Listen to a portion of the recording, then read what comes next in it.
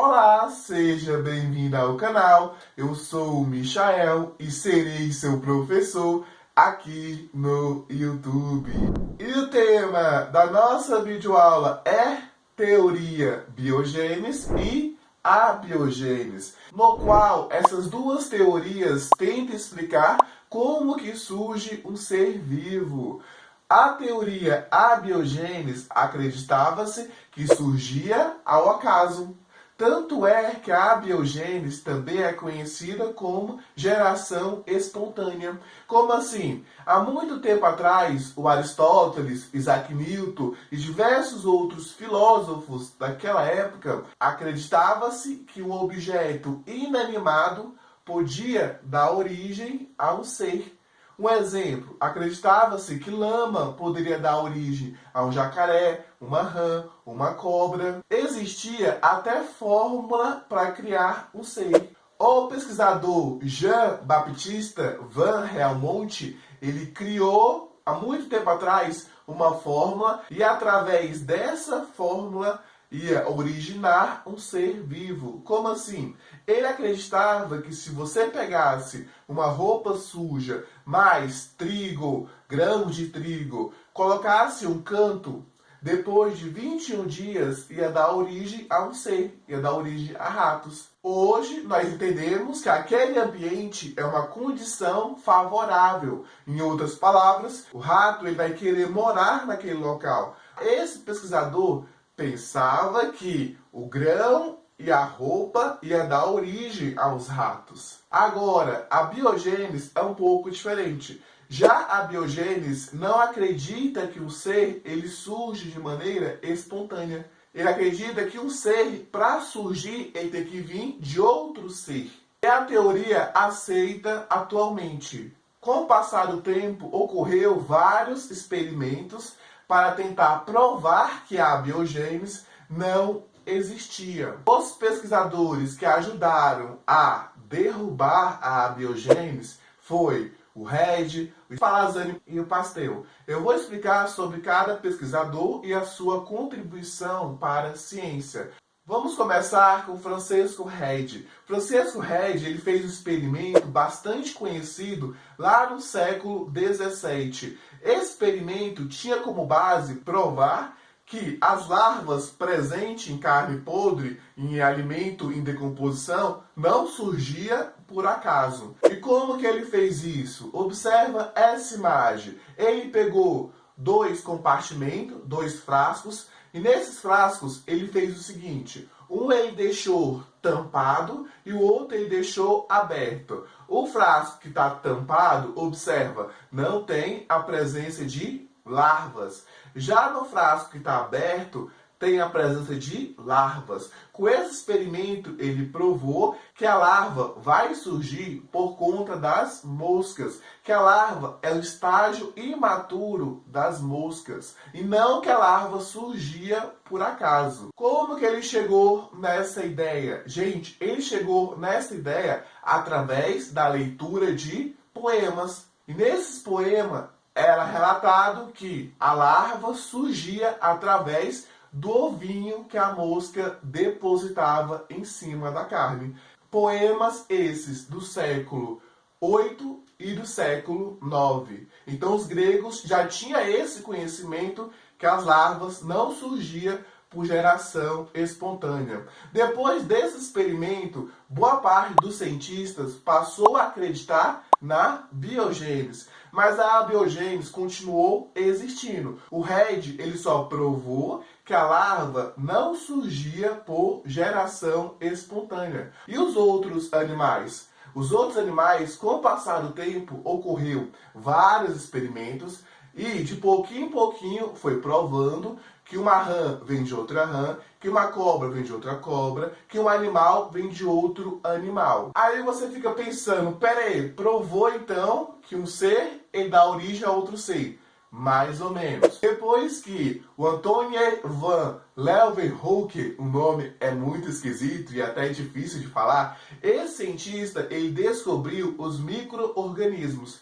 Depois que ele descobriu os micro-organismos, os cientistas que ainda apoiavam a abiogênese Eles falaram, não, pera aí, eu acredito que um animal dá origem a outro, um ser dá origem a outro. Porém, e os micro-organismos? Eles são muito simples. Então, os micro-organismos, eles surgem através da abiogênese. Eles surgem por acaso. Mas quem acreditava na biogênese tinha o pensamento convicto que todos os seres surgiam a partir de outro ser. Nenhum ser surgia por acaso. Agora surgiu um novo impasse. Os micro-organismos surgem ou não por acaso? Os cientistas que apoiavam a abiogênese começaram a fazer experimento para provar que surgia por acaso. Os cientistas que apoiavam a biogênese começaram a fazer experimento para provar que os micro-organismos não surgem por acaso. Em 1711, um pesquisador chamado de Louis Jabloch, ele fez um experimento. E como que funcionou os experimentos? Ele separou vários frascos. Em todos os frascos ele colocou um caldo nutritivo e ele ferveu esse caldo. Ele ferveu o caldo com o intuito de matar todos os micro-organismos. Ferveu, agora ele tampou. Ele tampou todos os frascos? Não. Ele tampou alguns frascos e deixou outros abertos. Os frascos que estavam abertos, surgiu micro-organismo, surgiu bactérias. Já os frascos que estavam fechados, não surgiu micro-organismo. Com esse experimento, o Jabloch, ele disse, pera aí, os micro-organismos não surgem por acaso. Os micro-organismos, eles vão surgir a partir de outro micro-organismo, de outra bactéria que vai estar no ar. Com esse experimento, era para ele ter provado que a abiogênese não existia em micro-organismo. Porém, não foi um experimento muito aceito naquela época. Porque veio outro cientista conhecido como Nida, em 1745, e praticamente repetiu o experimento de Jabloch. O Nida, ele apoiava a abiogênese. O Nida, ele utilizou vários frascos, como no experimento de Jabloch, e dentro desse frasco também tinha caldo nutritivo. O Nida, ele fechou alguns frascos, certo? E deixou outros abertos. E também ferveu. Mas qual é a diferença? O resultado. Depois que o Nida ele realizou esse procedimento, ferveu, tampou e deixou alguns abertos, os que estavam abertos e os que estavam fechados tinha micro-organismo. Aí o Nida pensou, peraí, se o que está aberto e o que está fechado tem micro-organismo, então o micro-organismo do frasco que está fechado surgiu através da geração espontânea. Surgiu ao acaso. Mas só que tem um porém. O Nida, ele fez o procedimento da maneira errada. Como assim? Ele não ferveu o suficiente para matar os micro-organismos e ele lacrou com rolha de cortiça. Ele não fez o isolamento correto. Quem provou isso? Outro pesquisador que é a favor da biogênese, ou Lázaro Spallanzani. O Spallanzani, ele repetiu o procedimento, o experimento de Nida, mas só que ele ferveu durante um período maior, durante quase uma semana, ele deixou fervendo o caldo nutritivo, e na hora de lacrar, ele não lacrou com rolha de cortiça, ele lacrou de uma maneira diferente. Ele derreteu o vidro, tornando quase impossível a entrada de micro-organismo. E depois desse experimento, dessa fervura prolongada e desse lacramento, ele percebeu que no frasco que estava lacrado não surgiu micro-organismo. Apenas no frasco que estava aberto. Aí Spallanzani pensou, pera, eu consegui provar que os micro-organismos não surgem por geração espontânea. Mas não, o Nida, ele deu uma resposta para o experimento de Spallanzani. Gente, a ciência é assim. Um fala, vem o outro e critica. Um fala, vem o outro e critica. O Nida, ele disse o seguinte, Spallanzani, você ferveu demais. E essa fervura acabou tirando a força vital. Nossa, força vital? É, o Nida, ele inventou uma força vital. Ele diz que através dessa força que o micro-organismo, que o ser, ele surgia. Spallanzani respondeu unida. Spallanzani quebrou a ponta do vidro, a ponta do frasco e deixou o ar entrar. Quando Spallanzani deixou o ar entrar, o ar trouxe micro-organismos. E esse ar contaminado acabou contaminando o caldo nutritivo. Contaminando esse caldo, surgiu micro-organismo. Aí o Spallanzani disse: aí, Nida, tá vendo? A força vital ainda está presente. Observe, surgiu micro-organismo. Então a minha fervura não matou a tal da força vital. Aí o Nida respondeu também. O Nida falou: Spallanzani, beleza, você realmente conseguiu fazer com que a força vital retornasse. Mas a força vital só retornou por conta do ar. Foi o ar que trouxe a força vital. Aí Spallanzani pensou: como que eu vou responder isso? Ele teria que fazer um experimento no qual entrasse ar e não entrasse micro-organismo ao mesmo tempo. Spallanzani não respondeu, meio que ficou no empate entre Nida e Spallanzani. Porém, o Nida ficou um passo na frente, pois ele foi o último a argumentar. Ah, mas os métodos de Spallanzani é usado até hoje nos enlatados. Como assim? Spallanzani, ele mostrou que tem que vedar da maneira correta. Spallanzani, ele mostrou que se você esquentar muito uma substância, você vai matar os micro-organismos. Então, os enlatados que você compra de vez em quando no supermercado, ele sofre esse procedimento, tanto da vedação quanto esquentar o produto para que não haja micro-organismo ou para que reduza de maneira considerável os micro-organismos.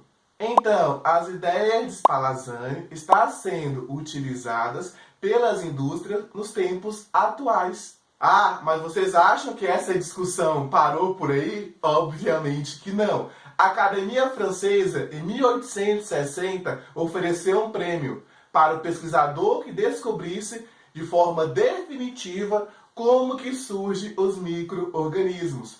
E através desse incentivo, um pesquisador muito famoso chamado de Pasteur, ele encarou esse desafio. O Pasteur, ele fez um experimento bastante conhecido. Observa essa imagem. Nessa imagem você vai conseguir perceber que ele pegou a ponta do frasco, derreteu e fez uma curva nessa ponta. E essa ponta, através dessa curva, ganhou o nome de pescoço de cisne. Mas como que funcionou isso? Ele colocou o caldo nutritivo, ele esquentou esse caldo nutritivo para matar todos os micro-organismos e deixou o experimento dele parado lá no cantinho, aguardou durante um certo tempo e depois foi analisar o caldo nutritivo. Quando ele analisou o caldo nutritivo, ele percebeu que lá dentro não tinha micro-organismos. Então observe, vamos entender esse experimento.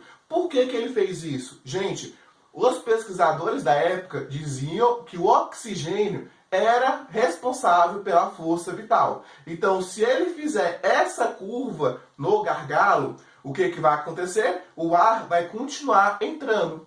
Mas só que o micro-organismo não vai conseguir passar nessa curva por conta da umidade, do vapor, ele vai ficar preso nessas curvas. A única coisa que vai passar é o ar, pois, de acordo com o Nida, era responsável pela força vital. E a partir desse experimento, ele provou que, mesmo entrando o ar, um ar puro, porque os micro-organismos eles ficavam presos na curvatura do frasco, não surgia micro-organismos no caldo nutritivo. E como que ele finalizou esse experimento? Ele quebrou a ponta desse frasco e deixou o ar entrar de maneira direta, sem passar por esse gargalo contorcido. E quando ele quebrou a ponta e deixou o ar passar, aí sim surgiu os micro-organismos. Aí sim ele provou de maneira definitiva que realmente o micro-organismo só podia surgir através de outro micro-organismo. Não foi só isso. O Pasteur ele inventou uma técnica que é a pasteurização. Como que funciona essa técnica? Tem alimento que se você ferver demais durante muito tempo, ele acaba perdendo sabor. um leite, é um exemplo. Não dá para me ferver demais para matar os micro-organismos, que senão o leite vai ficar queimado, vai ficar com um gosto ruim. Então o Pasteur inventou a técnica, a pasteurização, que seria o seguinte: eu vou elevar a temperatura para matar os micro-organismos, mas só que eu não vou elevar a temperatura por um grande período. Eu vou aumentar a temperatura, vou matar todos os micro-organismos, ou quase todos, depois eu vou descer a temperatura muito rápido. Fazendo esse procedimento, eleva, desce, eu não vou queimar, um exemplo, leite, não vou estragar o leite, e vou matar os micro-organismos. Então, o leite que você consome aí na sua residência, com certeza, melhor dizendo, provavelmente passou pelo procedimento de pasteurização. Passou por esse processo de esquentar, resfriar, para que ocorra um choque térmico e mate o micro-organismo. Gente, eu sei que é muito nome, porém é um assunto muito interessante. Se você ficou com dúvida, veja esse vídeo quantas vezes for necessário, e se a dúvida ainda permanecer, perfeito, deixe aqui no comentário que eu tentarei responder o mais rápido possível. Gente, eu vou ficando por aqui, mas antes, pensou que eu ia esquecer. Se você não é inscrito, inscreva-se no canal. Se você ainda não curtiu esse vídeo, curta, compartilhe, porque isso me ajuda muito. E isso vai fazer com que o meu canal seja divulgado. E através disso eu vou perceber que meu conteúdo está ajudando muitas pessoas. E, consequentemente, eu vou produzir mais videoaula de forma gratuita para vocês. Gente, eu vou ficando por aqui. Um forte abraço, fiquem com Deus e até a próxima!